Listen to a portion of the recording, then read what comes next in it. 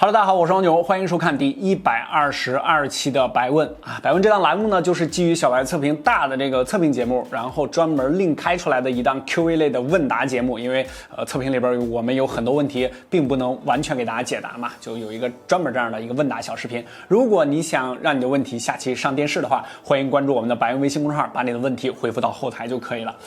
最近啊，这周吧，就是没有什么特别重要的这个新机发布然后我们做了这个小米手环的这个体验，然后更新了这个手机简史系列的这个视频。618的触底价格呢，基本上都已经显现了啊。比如说这个 K30 Pro 这台机器是吧？有些小伙伴2000不到就已经给拿下了。然后还有就是4000块钱的这个小米10 Pro，反正有很多吧，大家都要这个搜集一下。OK， 如果你在这期间还没有决定好买哪台手机的话，欢迎看一下我们之前的那个小白测评2020年上半年的集中推荐，估计就有适合你的机型。干货多票少，白问第122期马上开始。第一个问题是来自微博的小伙伴 Captain Ray 啊，宇队长是吧？最近呢想入手华为的笔记本啊，因为感觉多屏协同好像很酷，但是网上很多吐槽隐藏摄像头啊，这个能照出你的双下巴，是吧？然后这几个月经常开视频会议，所以比较纠结，真的像网上说的那么夸张吗？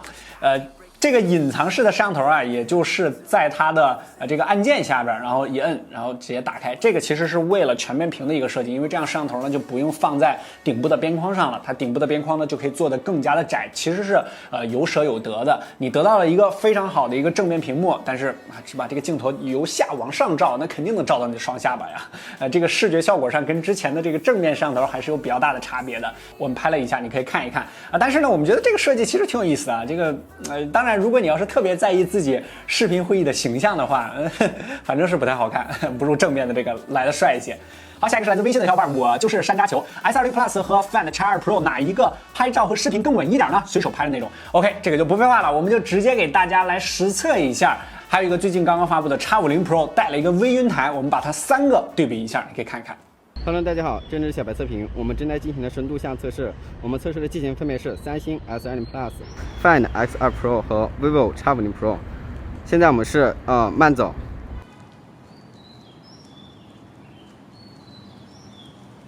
好，我们现在开始小跑。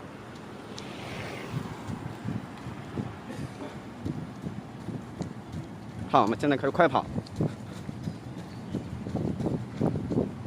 特别要说明一下，综合的体验上呢，其实我个人更倾向于三星的这个，因为它这个就一个按钮，然后一打开，然后就 OK 了。当然，这个微云台那个也行。这个 OPPO 这个呢，它是有2个选项啊，就是这个超级防抖，还有一个超级防抖 Pro， 画质损失呢更大一点，这个就有得有失了。但是在日常的使用中，其实大家没有那么专业的需求嘛。这个 S20 Plus 那个，我觉得就还 OK 啊，不错。下一个是来自微博的小伙伴无名战之。为什么华为的长焦都爱用800万像素啊？这个问题其实我之前看到过，就是为什么现在这个长焦镜头都是这个800万？这个其实不是华为爱用，是整个机圈或者说整个上游的供应商模组，他们在长焦上面基本上都选用了800万像素。这个深的技术方面呢，咱们就不深挖了，它肯定是在比如说像素质量，还有就是长焦这个变焦的这个过程中，对于画质、对于画幅各个方面考量得来的一个结果，就是800万啊，比如说这个3倍或者说2倍的这个变焦上面都这个无损的啊，就是都没有什么问题。800万其实还行啊，这个日常使用中呢也没有什么问题。或者说我走一波弹幕啊，再问一下大家，你日常中是使用长焦多还是使用广角多？可以打在公屏上。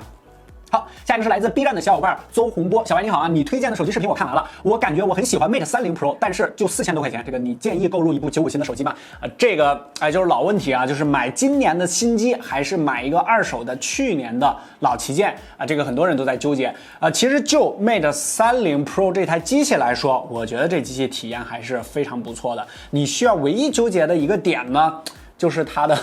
这个曲面屏，因为它这个曲面屏啊，这个就是瀑布屏了吧，它这个弧度是非常大的，在日常使用中呢，这个两侧的屏幕观感呢，确实并不太好，反正我是这样的感觉啊。也问问大家你喜不喜欢这个曲面屏？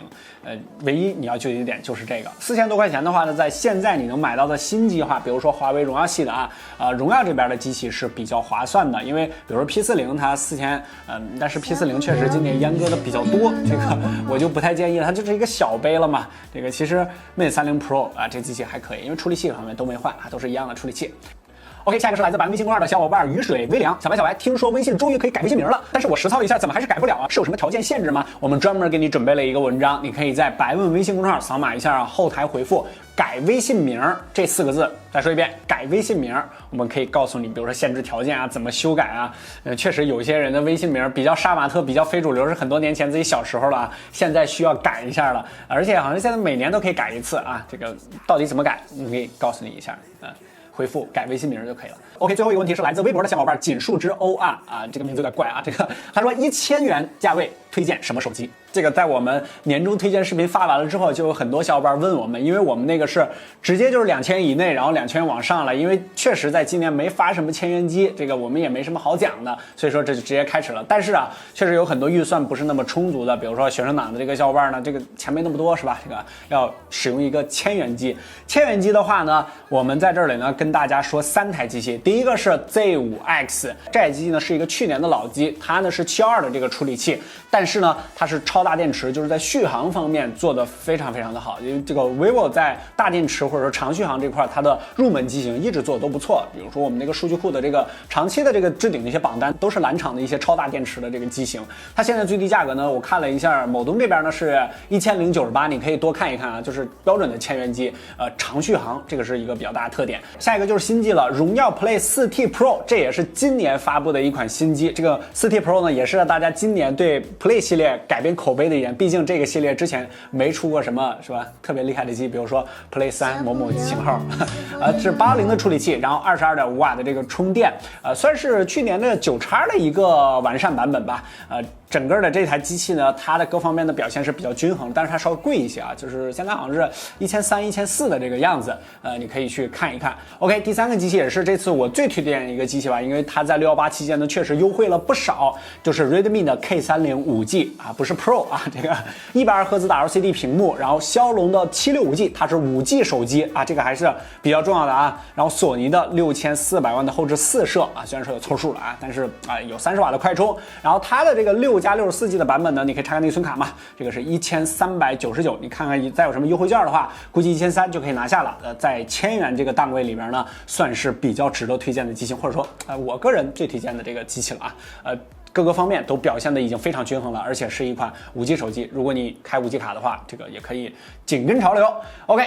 这个在1000元这块呢，确实在我们这个年终大推荐中呢，缺少了这个环节。这一次呢，算是给大家一个补充吧。OK， 第122期的白问，如果下期想让你的问题上电视的话，欢迎大家把问题发送到我们的白问微信公众号，然后上期的中奖小伙伴呢就是他，赶紧私信我们的小编领取奖品。然后每期呢我们都会抽出一个科技数码类的小东西，最近我们又购入了一批新礼物比如说台灯什么之类的，赶紧回复干货多屁话少就可以参与我们的活动了。OK， 干货多屁话少白问，我们第123期再见，拜。